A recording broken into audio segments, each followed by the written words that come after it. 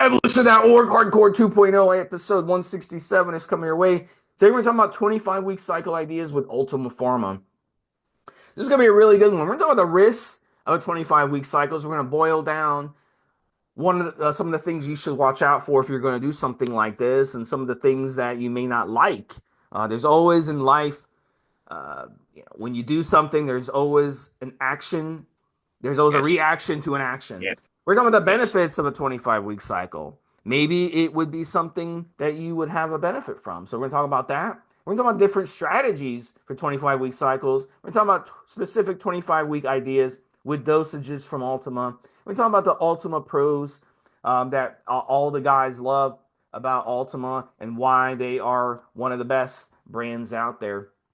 But first, to remind everybody, we are on Spotify, we are on Apple, we are on other platforms out there. If you're listening to us, you found us somewhere. We have a lot of listeners on the Evolution.org website. We average about 50 to 75,000 views within 2 weeks of each podcast publication, some more, some a little less. So that's pretty damn good.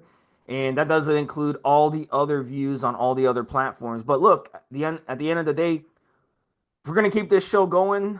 You all enjoy listening to this. That's why you're listening in the first place. But if we're going to keep this going, we need your support. Make sure you're liking, you're subbing, you're telling your friends and family about it, guys at the gym, gals at the yeah, gym, yeah, and get them into it. We have episodes for literally everyone based on your goals. Everyone out there, we do podcasts to benefit you. We've done yes, podcasts on seniors running cycles. We've done podcasts on young people running cycles. We've done yeah, cycles to talk about in between. This is the stuff that nobody else talks about. So no matter what your age are, you can give this episode to your grandpa. You can give this episode to your grandson. Everybody can benefit from our podcast. So definitely spread the word if you want to keep us going. Leave comments, rate us, all that stuff. This way the algorithms pick us up, and then we can get even more views and grow this channel where it should be. Because the top channels that are doing these podcasts, let's be honest, they are trash. They are utter trash. yeah. They don't talk about anything useful. Gossip. It's all gossip, Steve. It's all Yeah. made up drama. It's just sitting there with people smoking joints or cigars, like it adds something extra to the podcast, Yeah. and it's a bit of stick or whatever else. Look, we are across the spectrum when it comes to stuff. Steve just said, and I agree 100%. We've literally done everything from the beginners, your first cycle, right through to competing. We talk about this stuff. We want our stuff to be timeless. Just by way of example today, Steve, we go and we do pre-show research and we say, are there people running 25-week cycles? Why would they do that? And we know that that stuff exists. That's why we do these shows. So we're trying to make sure that we have the information that you want for the choices that you're about to make. And here's what Steve talks about, the numbers, the popularity. I literally get asked now, Steve, oh, what are you doing today, Mobster? What are you doing to my real name, Steve? What are you doing today, Steve? I'm doing a podcast right after this. What's the podcast on today? Oh, the best ones we've done have been on fertility. The best ones we've done have been on addictions. Today is about running a cycle for half a year. So people ask. I know that my local gym has members that listen to these shows. And just the other day, the one on fertility, Steve, one of the younger members at the gym was asking about it. So listen, right, we're not just doing this for local people, so to speak. The stuff's going to go out into the ether on the internet, and it's going to apply for you listeners around the world, from beginning to stepping on stage, from losing weight just to get into shape, from being absolutely ripped to presenting the best body you've ever had. And we try to make sure that we cover that stuff in a way. There's no stick, there's no special nuance to the way that we do these podcasts. It's just straightforward, factual information. At best, and we might do a little bit of that today, we'll have a yes man and a no man. We'll have a for and against. We'll play that a little bit, even Yeah. though sometimes people will agree, just so that you guys get both the negatives and the positive and both kinds of views. Let's get into the first topic, risks of 25-week cycles. So right off the bat, look, the risk that you have to be aware of is, we know from blood work and we know from logic and we know from science that the longer you stay on a steroid cycle, the harder it's going to be to recover. Now, why is that? is because when you go on anabolic steroids, you're taking exogenous hormones, your pituitary glands will notice that. And they'll say, you know what? We don't have to produce hormones anymore because we're getting an excessive amount of hormones. Now, everybody out there who's a little chemist, wannabe chemist, has tried to come up with ways Yeah, to trick your pituitary glands. But yeah, you know what? There is no way to do it. We've seen people try HCG. We've seen people try Clomid. We've seen people try Novadex. We've seen people try HMG. We've seen people try different peptides. Those peptides that some people have tried do have an ability to fool your Leydig cells, but they do mm, not have the ability to fool your pituitary glands. Now, yeah, SERMs like Clomid and Novadex can block estrogen from feedbacking in the pituitary glands, but they will not while you're on anabolic steroids, while you have hormones in your system, they will not yes, cause your LH and FSH to rise. So what's going to end up happening, no matter what you want to try, and we always have guys who are new to steroids and new to getting blood work done. They yeah. could be 40, 50 years old, and they've probably never got blood work done, who have this theory in their mind that I can trick my body and I can trick my pituitary gland. And it just doesn't, God. it don't work like that. Okay. Steve, how many times have you and I talked about arguably what we call primitive man on these shows? And you cannot, short of literally replacing the genes and gene suppression and those genes that are switched on, those genes that are switched off, you cannot, for the most part, and especially when it comes to PEDs and enhancing muscular growth and strength, you can't undo 2 million, arguably 4 million years of human development. Never mind whatever the hell we was before we become monkeys and before we turned into a man that could stand up and separated the species and whatever else. That's 4 million years of genetic development. And the idea, someone, and I like the idea. Look, here's the thing, right? I've done the protein argument. I've done the PED argument. We've covered some of these aspects on shows before. The idea that someone who's new to training, new to PEDs, can miraculously, it's a possibility, but it'd be 1 in a billion, come up with something that no one else has thought of that can quote unquote undo the positives and the negatives of what our bodies are capable of. If they could, if it had happened, people would literally switch off estrogen and just become constantly anabolic, constantly growing, constantly getting bigger and bigger and stronger, and having zero issues. And the reality of the situation is you might arguably get away with it over a career of using PEDs, a lifetime of using PEDs, but you won't get over it permanently. It will be temporary at best. It will be a stopgap at best. Otherwise, I think Steve's covered this on other shows. The average trainer that takes PEDs will be 400 pounds and 8 foot tall, Stephen, and ripped the fuck. So it is a fun idea, but the body will kick back because the body has things. Just as an example, if you constantly was able to add muscle, and that was your particular focus, what about the support structure? What about the tendons and the bones and everything else? The reality is, and this is the biggest issue, I suspect, Steve, you and I are going to agree on 100%. The bloods, as Steve said, the potential health issues, the theoretical, there's stuff that guys are coming up with, and we will touch on this, of staying on for 25 weeks must come up with an issue.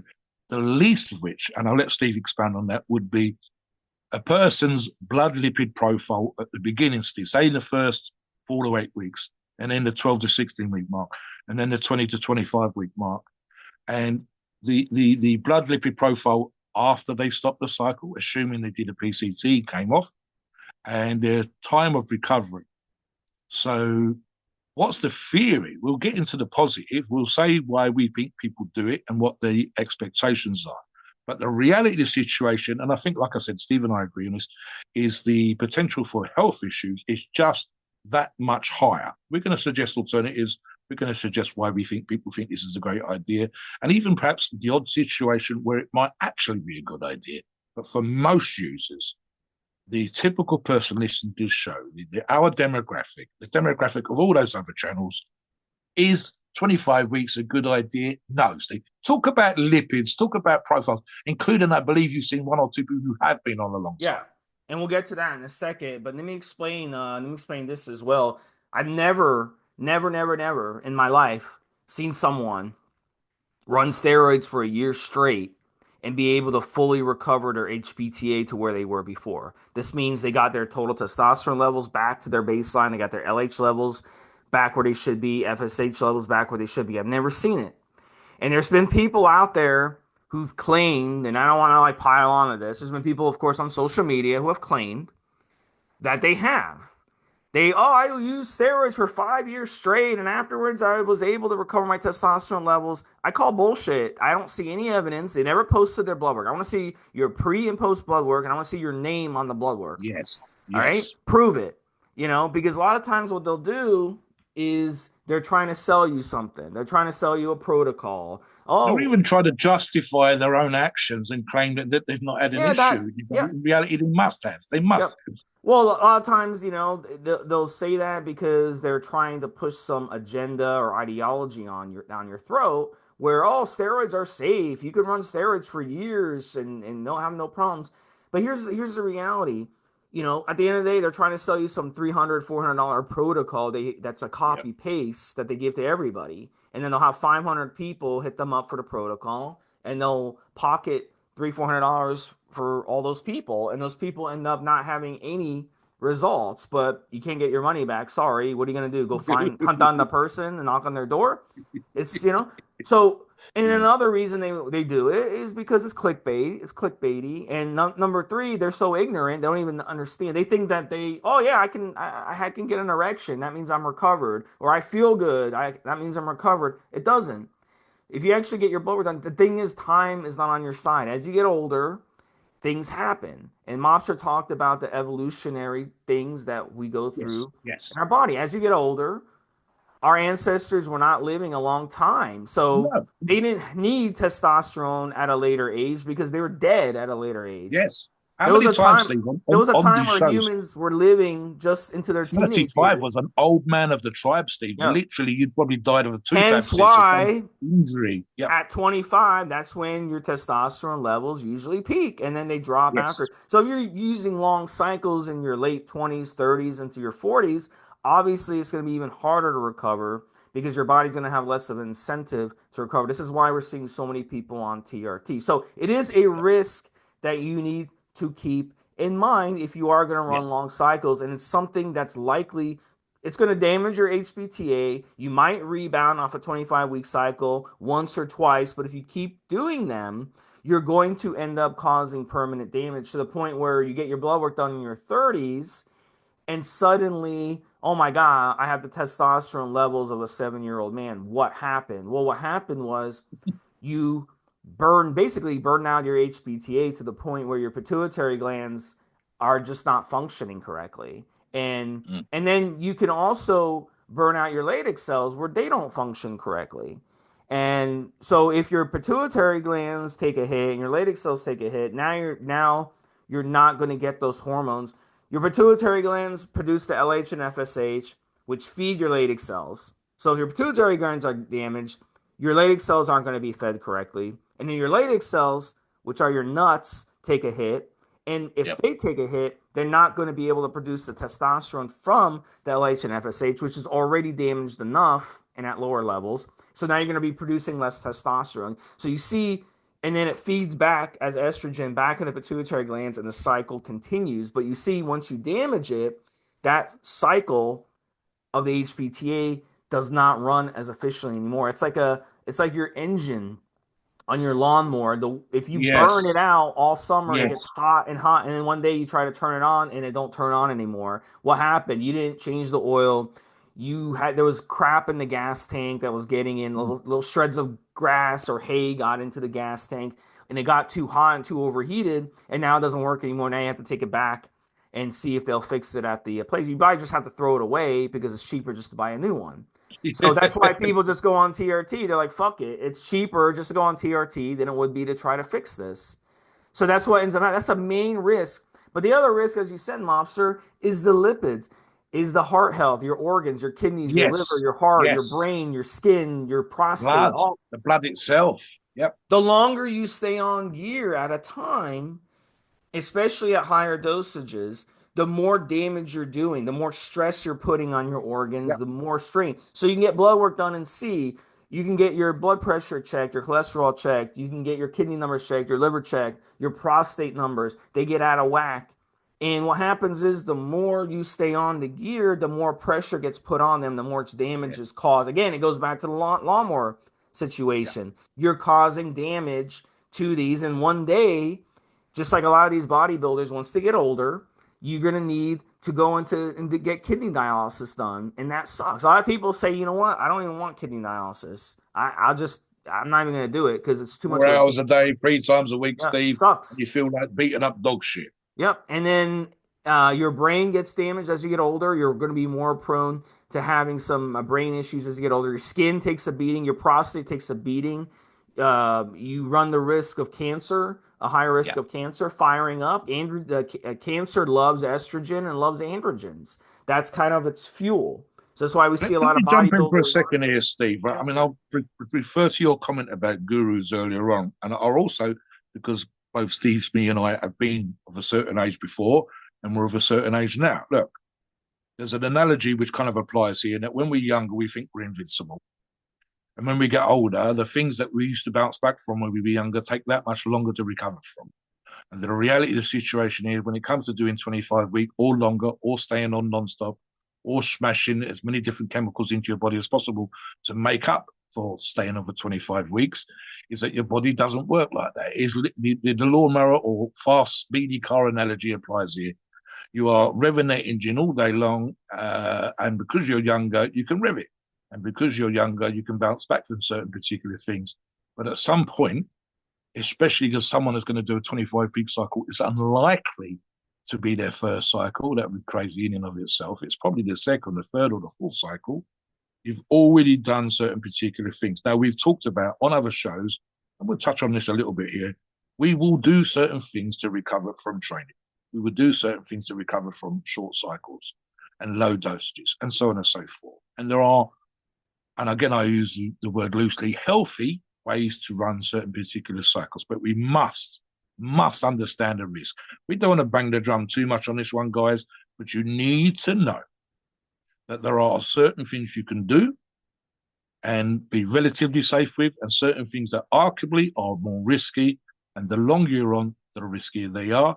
And you must understand that's just the way that it has to be. It'll be no different with anything else, guys. If you drive around like a maniac and have a hell of a time with your buddies in your car, and you're going up and down side streets where you live, annoying your neighbours, there will be a time when you crash. There will be a time when you lose control. There will be a time when then perhaps a child runs out and you see your life and the child's life before your eyes. You can get away with it, perhaps for a long period of time, but the risk factor, the potential risk is so high that you need to understand. That's why you have insurance on your car. That's why most people can't do that stuff long term. But there'll always be in that group, Steve, always be a small group of people that think they're amazing drivers. And just to finish on that particular idea, when it comes to driving and risky driving, shall we say, here in the UK, Steve, I think the American statistic would probably be the same. 70 to 80% of drivers think that they're good drivers. The insurance statistics would suggest otherwise. So when it comes to using PEDs, and specifically in this circumstances, the idea of running a 25-week cycle, there's always going to be a percentage of people that think it doesn't happen to them.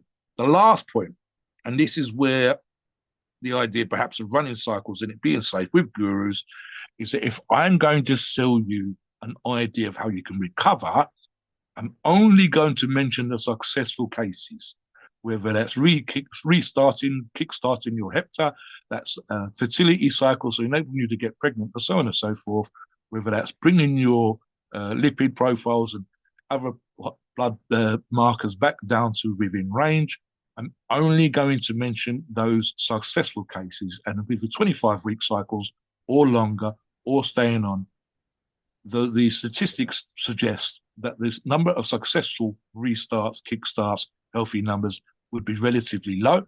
But again, if I'm selling you an idea, I'm going to only mention the positives. I'm not going to mention the 60, 70, 80% that never came back. Or Steve said, because we see this, people get very excited about something, they'll come on, and if the opportunity presents itself, we'll say, please come back with your bloods. Please come back and show me that you had success, because if we can learn from you, that information goes out there to everybody else. The chances of that happening are very, very slim. Let's talk about Yeah. arguably, Steve, Yeah, perhaps, and yeah, then if you yeah, want and to let me finish on that before we move on. Yeah, yeah, go just on. really quick. I just want to make this clear. Once you pass the 12 or 14-week cycle mark, that's where you're in the danger zone. That's why I always tell people stick to 10 or 12-week cycle max, even if these longer esters take longer to kick in, or don't use longer esters. And we're going to talk about that later in the podcast. But that's what you want to do. So those of you worried about recovery, you say you're in your 20s, you're like, shit, I don't want to be on TRT by the time I'm 30. You won't go wrong just sticking to shorter cycles. The shorter the better. Even 6 or 8 week cycles would be fantastic. In and out of your system quicker, and then your pituitary glands are able to wake up after that. So, talking about the benefits of 25-week cycles, Mobster, and I'll let you touch on this, but let me first say my opinion on Yeah, this. And look, right off the bat, 25-week cycles, if you're competing, whether you're a power lifter or you're a bodybuilder and you're actively competing, 25-week cycles are going to be beneficial to you because the guy you're competing against probably hasn't come off of gear in like 2 or 3 years, or he's been on gear for the past year straight ahead yeah, of this competition. A lot of times what happens is you'll go to a competition in, this particular year, you'll go there and you'll be like, you know what, I can beat these motherfuckers, the top 3 guys in my class, I can beat them. So in a year from now, I'm going to be on the stage. So what do? They start using gear from that day for the next year, work at their ass off in the gym, diet their ass off, and they do yeah, everything they need to do so that in a year from now they'll go on stage and they're going to beat who they just watched on stage. So what do? They just get on gear and they blast the shit out of gear for a year straight.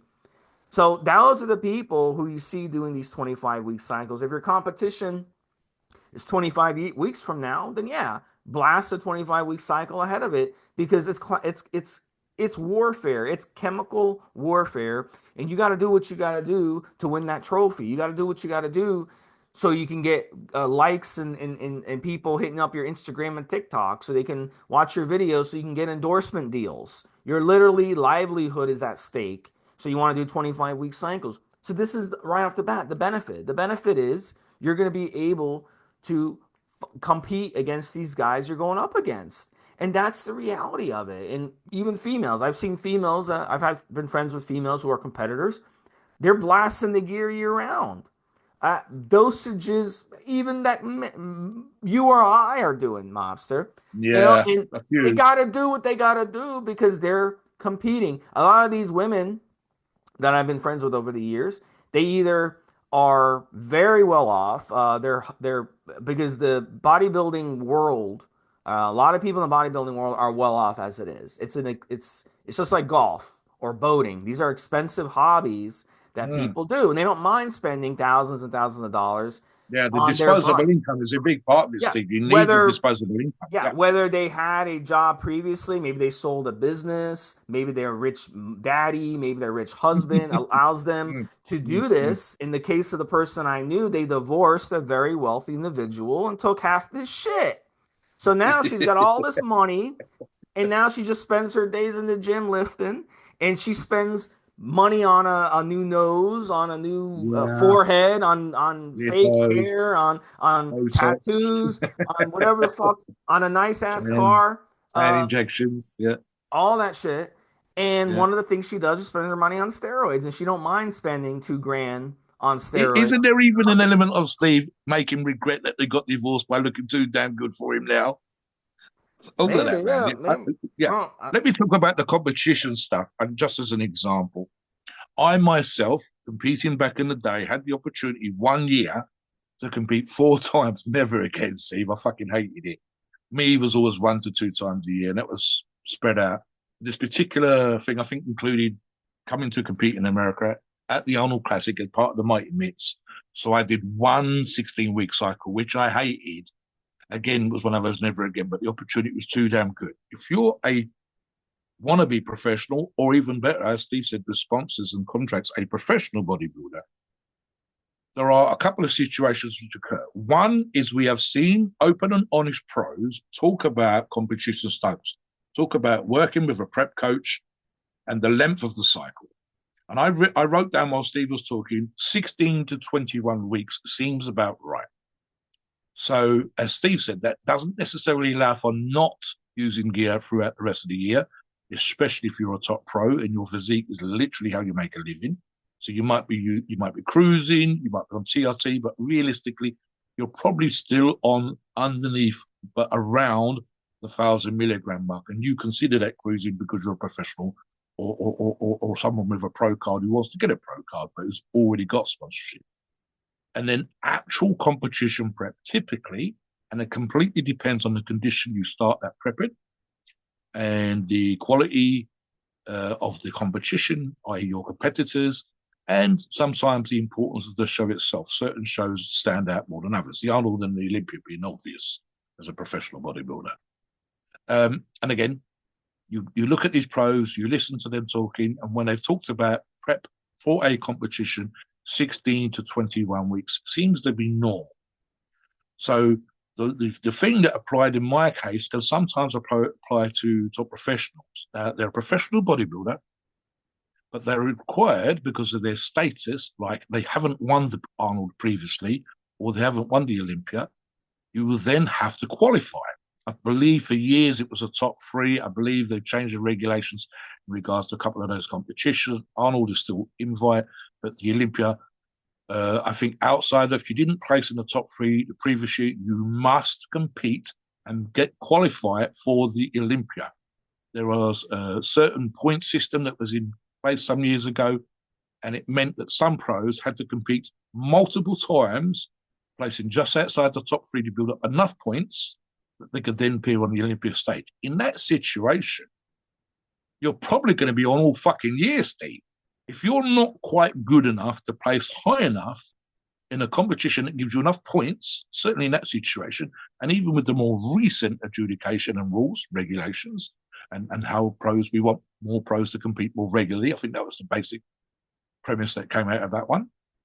It will mean that you will either step on stage looking like shit, or you need to get in condition, which means you're dieting multiple times. So what was the longest cycle you did in that year you Oh, competed 4 times? oh yeah, I said that particular one was 16 weeks, but I competed 4 times. So what that really means, and I'm just doing this off the top of my head, it probably meant I did an 8-week cycle, then time off, then a 16-week cycle, and then time off, then an 8-week cycle. I don't like doing that.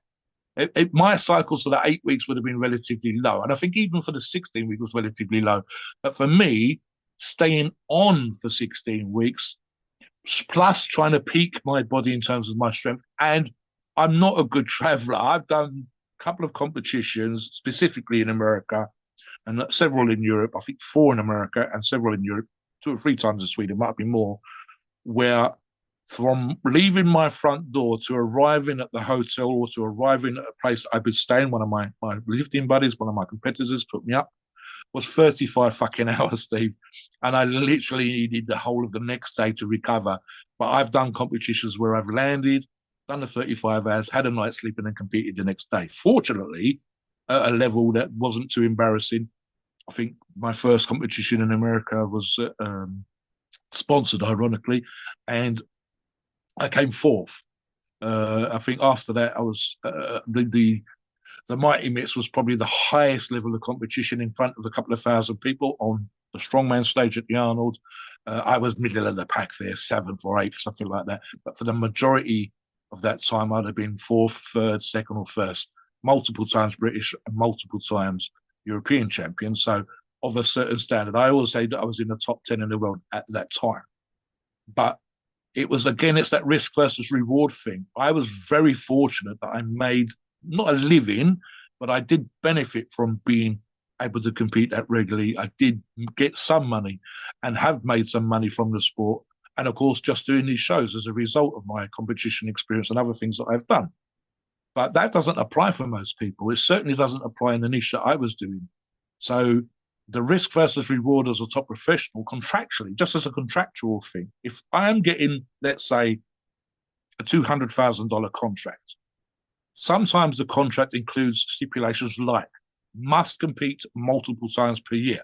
So literally the supplement company or whoever that's sponsoring you is saying risk your health with competition stacks 2 to 3 times a year.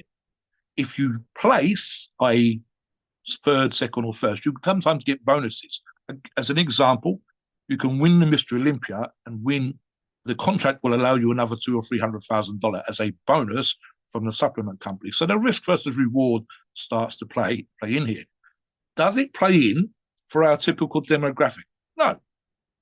Most of us, including me and you right now, because I haven't competed for a number of years, we do this because we like it. We do it because we enjoy it. About maybe 5, 6, 7, 8% of our listening audience will at some point compete in strongman, bodybuilding, weightlifting, fitness, modeling, whatever. The rest of us like going to the gym. We like looking in shape. We like looking good for the beach. So the risk versus reward is purely personal. It's not financial. It's not really statutory. It's not status related. It's done because we like to do what we do. So when it comes to that, the reward is literally just for ourselves. Ego, if you like. I like to look good. People will look at me. They will see that I work out. Perfectly fine. Again, it's the majority of our demographic. Why the fuck not? That's why I live. I live for myself. Steve lives for himself. We're not getting contracts just to make us go to the gym and work out. So you go, okay, if there's a 6-figure salary on the line, if there's a $200,000 bonus or another 6 figures, damn, I'd probably do 20 weeks. Why the fuck not? Why wouldn't I do 25 weeks? I would still go and get my bloods done. I would still look to use herbals to try and boost my recovery. I would still try to do some sort of system and organ support type products and so on and so forth. But again, what about the things? One of the arguments I saw, Steve, and this is a benefit, but I'll question it. One particular person, and we're going to link this in the stuff that we put below this podcast when they go online, was the idea of muscle sticking, meaning that the longer you're on and you've gained, let's say, 8 pounds of new muscle tissue, that the body was going to get more used to the idea of you having new muscle tissue and become accommodated to it. There's an argument to be made, because I've had this. It's called homeostasis, I believe, Steve, but I might be wrong. Where it's essentially that your body resists the change by adding muscle, losing body fat. And in my case, every time back in the day, I would gain new tissue, 3, 4, 5, 6 pounds of tissue. Let's say that I would gain 10 pounds on cycle, keep 6 pounds off cycle. For me to get comfortable with that new 6 pounds would take me roughly 3 months, or about 90 something days. 3 months is, of course, 12 weeks. So I'm not entirely sure where the idea of muscle sticking by doing a 25-week cycle comes from, but I kind of understand the idea. So what do you think on that as a benefit, arguably, and do you think it's correct? And I'll talk about other benefits that you can see as well. Yeah, and the benefit, it's hard to say because nothing in life is black and white when it comes to this. There's some people that do 25-week cycles and they end up looking like shit. They end up not having the type of benefits they were looking for, or maybe they got stronger and they're trying to bodybuild, but they didn't have a good bodybuilder physique. So they're like, shit, why did I just trash my body for nothing? So that's the risk. But at the end of the day, I like what you said. At the end of the day, what is everybody's dream? Whether they're a hockey player, basketball player, Yeah, golfer, swimmer, to be better, arguably better, Steve. well, they want to, especially in bodybuilding, your goal is to build your social media, your TikTok, Instagram, or whatever. You want to build your social media. You want to make sure that you are able to quit your day job and just bodybuilding for a living. Because I've got, I've won these competitions. People are gonna follow me. I'm gonna get these endorsements. Now I can make 6 figures a year just bodybuilding. And now I can travel. I can do whatever the hell I want with my excess time. And this got me where I needed to go by doing these long cycles. So that is the end benefit. It's a financial risk versus reward. And I'm willing to sacrifice my HPTA and my some of my organs in the process and organ health to do it. And in the end, what do these players do? What do these NFL players do, mobster or boxers or MMA fighters? Yeah, They literally yeah, get their brains beat in. And a lot of them, when they get older, they're in the wheelchair, they have brain damage yeah. or whatever, but at least their kids and their grandkids and their great Set up for grandkids life. Yeah, and yeah, their yeah. wife Generational wealth. and Yeah, yeah, their family never has to work a day in their life. So they yeah. made sure their family was taken care of. So it was worth it to them. So it's all about what is worth it to you and what is not. The worst thing that can happen though is that you have this dream of being a pro bodybuilder and you run Mm. these long cycles and you shut yourself down and then what ends up happening is you don't reach where you want to go. And then now, where do you find yourself? What are you going to go back to? You're going to go back to bagging groceries at the grocery store because you didn't get your education when you were younger because you were too caught up on following your bodybuilder career. And that happens to people. There's stories of NFL players who are bagging groceries. Kurt Warner, he was bagging Yeah, groceries, monster. 2 years later, he was winning a Super Bowl because he got lucky because the quarterback on the team he played, he got traded to the right team or he ended up on the right team. Then the quarterback got injured and he ended up playing. He got an opportunity and he took advantage of that opportunity. And the next thing you know, he's winning a Super Bowl. So this type of thing, these are great stories. These are great dreams. oh, please, yes. But in They're rare, reality, how often do they rare, actually yes. happen? It's very, very rare. So absolutely, if this is your dream, go for it. And let's talk about on the next segment. Yeah, let me address that a little bit here, Steve. And I'm just going to talk about timescales again, but this is not for the cycle. This is in terms of achieving some level of success. Um, there's a couple of guys, one that works behind the counter at the gym, and one who lives one valley over, Lloyd something or other. And I've seen photographs of Lloyd since I've been here in Wales, so 12, 13 years. And Lloyd has transformed from a guy with a muscular physique into someone who's starting to have that quote unquote 3D look.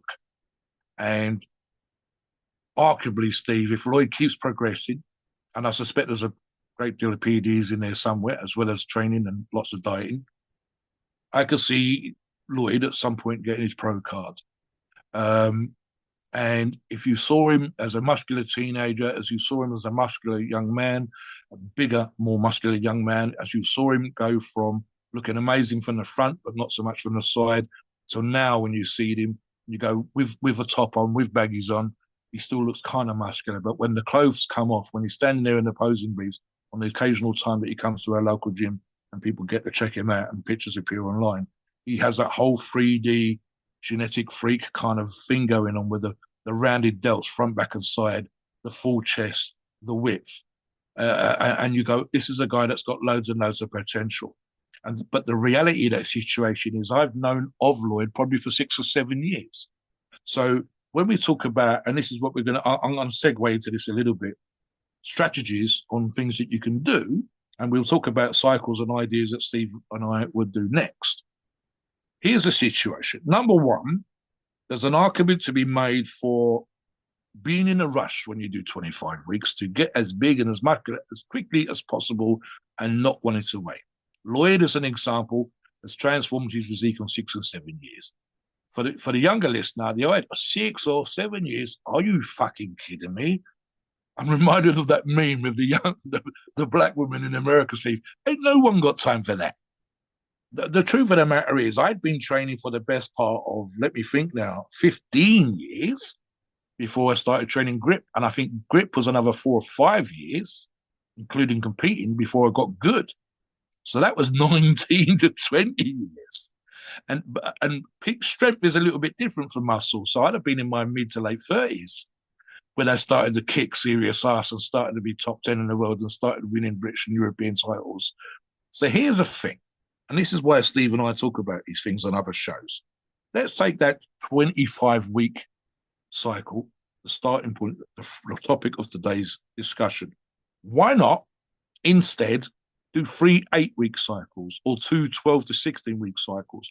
12 to 16 weeks is 24 to 32 weeks, but it's split. Why not? And Steve and I are going to touch on it specifically when we talk about cycles. have a start, middle, and finish to your cycle. So you're not, for example, doing the same PEDs, similar dosages, but a whole fucking 25 weeks, Steve. Why not have a, this is the beginning of my, this is again, competition prep. Competition prep is very rarely the same PEDs, the same dosages, the whole goddamn way through. Number one is you can manipulate those from lower amounts to higher amounts and back down again. Not pyramid as such, but just in tune with the body's response. Number two is having a bulking portion, a cleaning up portion, and a cut and dried portion of the cycle. So you're not doing the same things. You could even talk about, as Steve said, not doing the longer esters, but switching to shorter esters. That's very common on competition cycles. It's much easier to do the first 8, 12, 16 weeks with the longer esters, and a lot easier to manipulate the variables and bring the condition that required to compete and do well on stage with the shorter esters, because you can, they're in for a few days, they're out, we've got 2 weeks to go, it's holding a little bit of water, let's drop that completely, let's just use stuff with no ester whatsoever, let's bring the diuretics in, and so on and so forth, that you would see with a prep coach.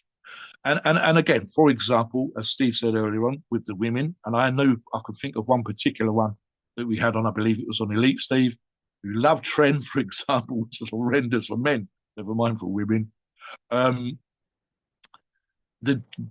watching out for the warning signs and the masculinizing effect, and making sure, for example, to stop whatever you're doing at that particular point before it gets out of hand. Same thing with our typical listener, Steve, with regards to, say, water retention or blood pressure issues. Literally being able to make changes on the hoof, not keep doing the thing that's arguably potentially causing you problems. Are you seeing signs of jaundice? Are you having aching joints all the time? As an example, again, and I refer back to my own experience, the steroids, PEDs, for me, especially enhanced my ability to recover from workouts.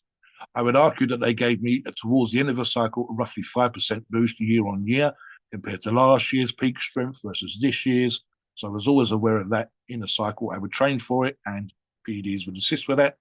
But arguably, with a 16-week, what I was able to do was continue to be close to my maximal strength, which 90 to 95% of my maximal strength, and then hopefully around the time of the competition go up to 100 or so, even higher compared to last year, 101, 102, 105%. In other words, bigger numbers, better records, and do that arguably, as in my example again, multiple times. So again, I didn't run the same amount from start to finish. That made no sense. You want a little bit of a drop after the first one, and then peak again back up for the peak of strength, peak of competition prep, whatever. So again, there's certain strategies. So the idea perhaps reads, and we'll just be clear on this, that we've started a cycle, let's say 1,000 milligrams of testosterone, we'll do nothing else. And we run 1,000 milligrams of testosterone for 25 weeks. That doesn't happen. I don't think anybody goes, this is what I'm going to do week 1. This is the same what I'm going to do at week 25. It will vary. Now, what we're talking about here as a strategy, Steve, I think you'd agree, is we program that variation in. We're not waiting for an issue. We literally say, at the end of the cycle, arguably, we're pushing our bodies, we're pushing our lipids, we're pushing our recovery as hard as possible to get into the best condition as a bodybuilder or the greatest strength as a strength athlete.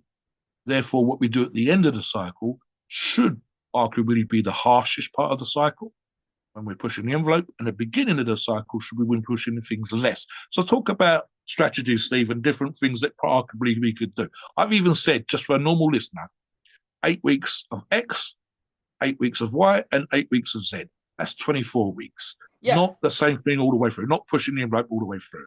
Yeah, and it depends on what you're trying to do. If you're a competitor, you want to time it so that you get it toward the end. So let me go over some cutting ideas or recomposition ideas for those of you who want to look good for a vacation or if you're competing or anything like that. And then Mobster, you can talk about more strength and some bulking longer cycle ideas. So let me touch on um, one strategy, which is kind of what you talked about, where you would spend the first 60-70% of the cycle on more mild options, the equipoise, the testosterone, the primo.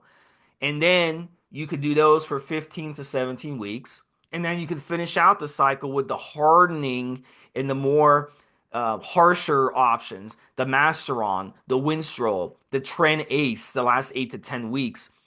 And those will really sharpen up your physique if you're doing like a recomposition going into a competition. Another example would be just using steroids the whole way. You could stick to longer options like the Sustanon, the Deca, the Tren E, the longer options, and just go the full 25 weeks on them. But when it comes to Tren, 25 weeks on Tren is extremely crazy. So you may want to cycle that Tren on and off throughout. Maybe first 8 weeks or 10 weeks on Tren, then you take a break from it, and then you do the last 6 to 8 weeks on Tren, and all throughout you keep the equipoise, the primo, testosterone, maybe two of those steroids. So that would be an option for you. And another example would be adding in cutting orals. So you could run your injectables throughout, and then toward the end you can add something like Winstrol to it to really dry yourself out. Or you can add a cutting injectable like Masteron Propionate at the end, which would really kick in within the first week, week and a half, and that would really dry you out and harden you out toward the end. And then Proviron is also another option. Ultima has excellent orals, excellent injectables, and they have excellent Proviron. And Proviron is something that you can use throughout your cycle because its liver toxicity is extremely low. It's actually designed not to be 17 alpha alkylated. So the liver and the effects it has on your organs is much less than other steroids and other oral steroids, especially. So you can use Proviron at 25 milligrams or 50 milligrams throughout, and then you could jack the dose up toward the end if you're going into competition to 100 milligrams. A lot of these competitors like to do that because Proviron will make everything work good. By itself, it doesn't do much of anything, but when you add it, it can do everything for you, especially if you're doing a hardener or you're doing a cutting stack.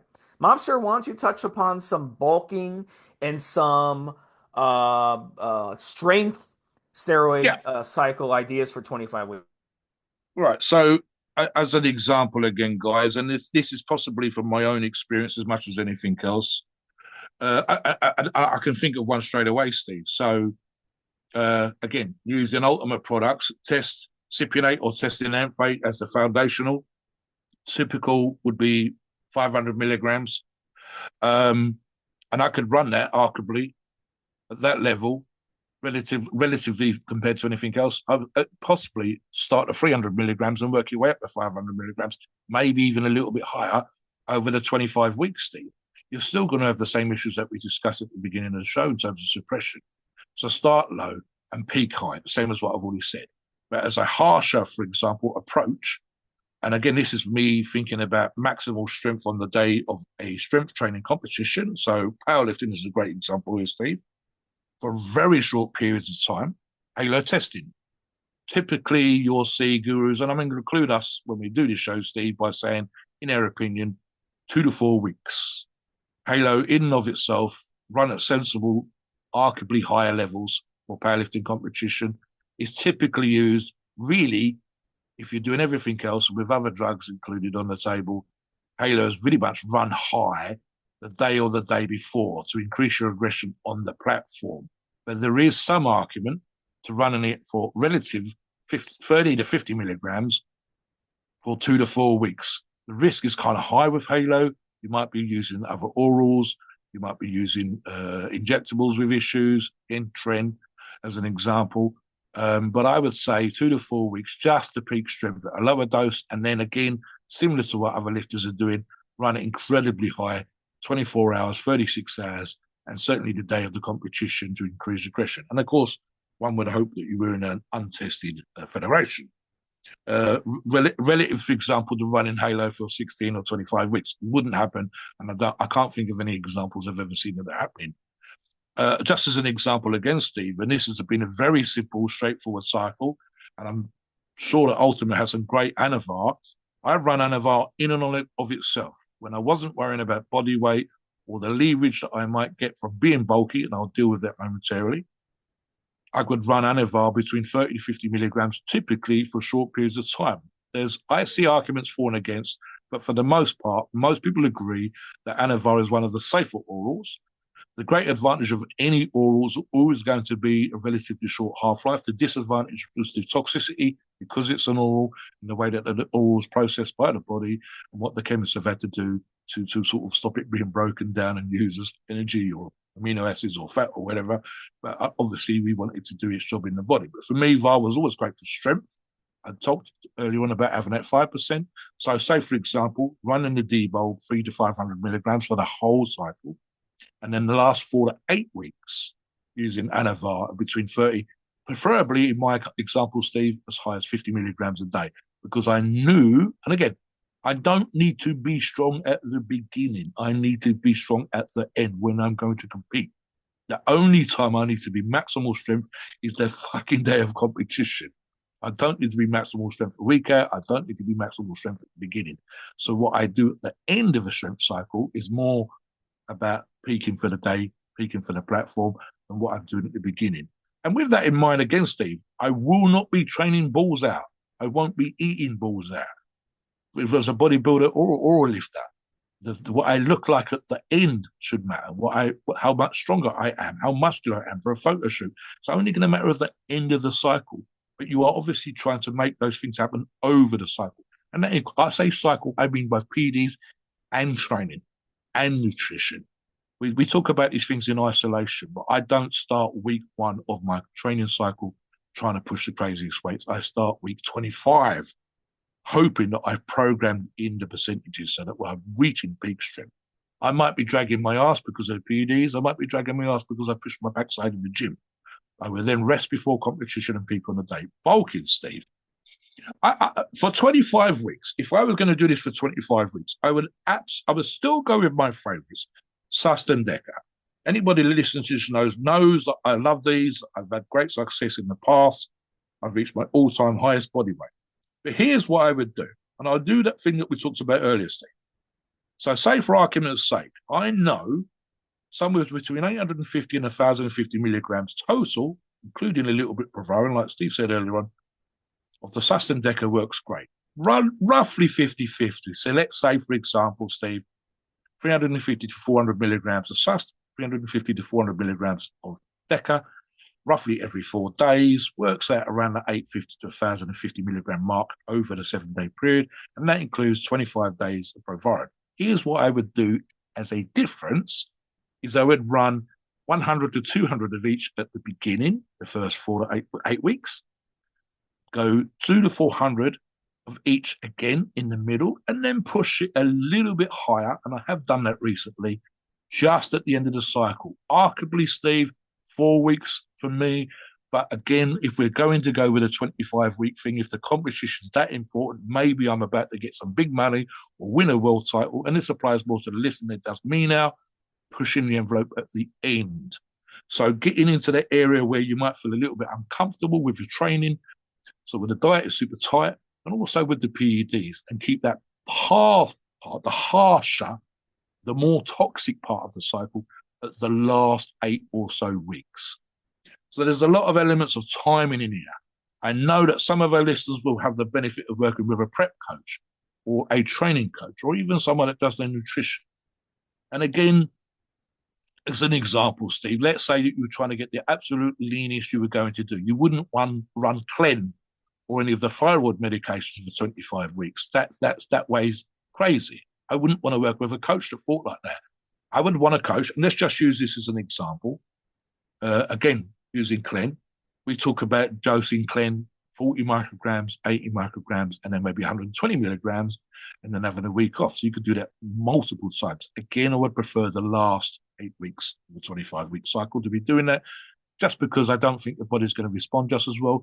And again, I wouldn't want to work with a coach that had me doing that day 1. And I wouldn't want my diet to be the worst it's ever going to be in terms of me being comfortable with it on day 1. It should be, you start cleaning up your diet, you start increasing your cardio levels first 4 to 8 weeks. You start to see, as the Americans and the Australians say, the fluff disappearing, and the beginning of your six-pack, and the beginning of muscular separation in the middle 8 weeks. And then you really start to bring in the striations and the veins and that paper-thin fucking skin that's fucking absolutely crazy, Steve. And people go, you look gnarly in the last 8 weeks. And especially, realistically, in the last 2 to 4 weeks. So there shouldn't be balls out PED use or training or nutrition the whole 25 weeks. And in fact, here's a great advantage of running a 25-week cycle. It gives you, arguably, Steve, a longer run up. Imagine trying to get in competition shape in 8 weeks with diet and cardio, and especially if you was out of shape. A 25-week cycle or a 25-week prep and approach to PEDs gives you a softer start, a milder middle, and then a harsh finish. So what do you think on that in terms of perhaps an argument to be made for getting that Yeah, crazy shit at the end, give trial. you a longer run up? Yeah, hiring a coach, trial and error, that's important. Your first competition, if you're going to choose something like this, you may try these different strategies. This is why we're giving you different strategies and different options from Ultima. You're going to have to try the different options from Ultima and find it out yourself, because there's no there is no strategy. This is all gray. So what works for the guy when you go compete who gets first place might not work for the guy who gets first place in the other competition, or it Yeah. might not work. The top three guys are going to have different competitions. And I think what happens a lot with people is they think that our bodies are robots. So they're like, well, just do this cycle for this many weeks, do this Yes. steroid, do that steroid, this will Yes. work for you. A good coach is going to want Yes. you to try different things and try to see what works best, because what works for Yes. you now may not work a year from now or 2 years from now. Exactly. So Yes. so Yes. it's going to be a lot of trial and error. And everyone, if everyone had a map of exactly what would work best for them going up to the competition, that would take all the fun out of it. How many times do people compete and they have a Yeah. bad competition? We follow these pros. They have a bad competition. Everyone wants to analyze why they had a bad competition. Why is it? What's the example Yeah. you used, Steve, where you said you don't want to coach the copy and paste programs for everybody? You want Yes. a individual approach for you, Yes. the So a individual, coach and not the, has yeah, is yeah, is is coaching 20 different people for a competition is not going to be the right coach. You want someone who's going to focus on one or two, three guys. That's it. And who are going to you can coach 20 guys on how to pose. You can coach 20 guys on their scheduling ahead of the competition or tricks on how to impress the judges, but you can't coach 20 different people in the same competition on what steroids to use, because you're going to have to really zero in on works best for them. This is why the top coaches only will coach one or two guys per competition, but they charge a lot more than what the other coaches charge, because they're worth every penny. So it's all about figuring out what works. So Ultima is a great option. I'm going to talk about Ultima a bit, and I'll let you, Mobster, finish yeah, on yeah, Ultima. But Ultima, look, I've used them many times.